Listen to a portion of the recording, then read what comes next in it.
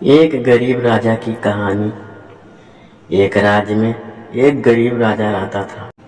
पड़ोसी राजा से युद्ध के बाद उसका राजसी खजाना खाली हो चुका था। धन संपत्ति के नाम पर उसके पास कुछ शेष नहीं था, मगर वह नेक दिल राजा था और प्रजा की खुशहाली के लिए कुछ भी करने को तैयार रहता था। प्रजा अपनी समस्याएं लेकर उसके पास आती, वह उन्हें ध्यान से सुनता और अपने सामर्थ्य अनुसार उसका निवारण करने का प्रयास करता।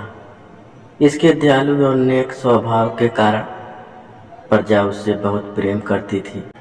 लेकिन राजा को हमेशा इस बात का दुख रहता था कि धन की कमी के कारण वह अपनी प्रजा के लिए ज़्यादा कुछ नहीं कर पाता।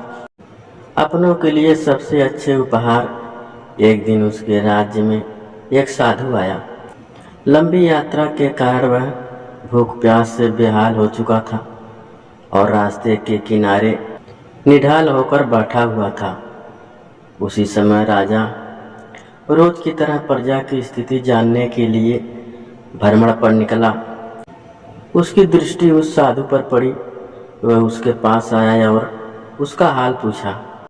साधु ने कहा कि उसे जोरों की भूख लगी है। राजा उसे अपने महल ले गया और उसे भोजन करवाया। साधु राजा के दयालु स्वभाव से बहुत प्रसन्न हुआ और उसका धन्यवाद देकर पूछा, महाराज आप इतने दुखी क्यों दिखाई पड़ते हैं? राजा ने उसे बताया कि वह अपनी प्रजा की खुशहाली के लिए बहुत कुछ करना चाहता है, किंतु उसके पास धन नहीं है, इसीलिए वह दुखी रहता है। साधु ने उसे समझाते हुए कहा, महाराज आपके पास दयालुता और नेक नियत का सबसे बड़ा धन है, जो आप अपनी प्रजा में बांटते हैं। आपके पास जो है उसके साथ ही प्रजा की भलाई और उनकी समस्याओं के निवारण के लिए सब कुछ करते हैं। आपकी ये भावना आपको सबसे धनवान बनाती है, इसीलिए आपकी प्रजा कमियों के बाद भी आपके राज्य में सदा प्रसन्न और खुशहाल रहती है। साधु के इन शब्दों का राजा पर गहरा असर हुआ।